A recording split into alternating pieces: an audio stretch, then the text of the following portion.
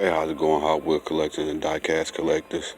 Came into this local Walmart to see if they got the trains with the Hot Wheels. They didn't have it a couple of days ago, and I missed the ones around my area because I was at work.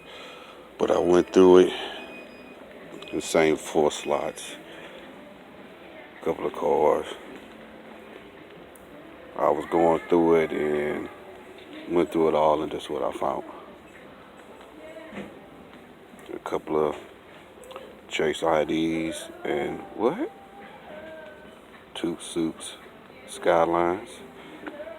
That make up for it, the ones I couldn't get to.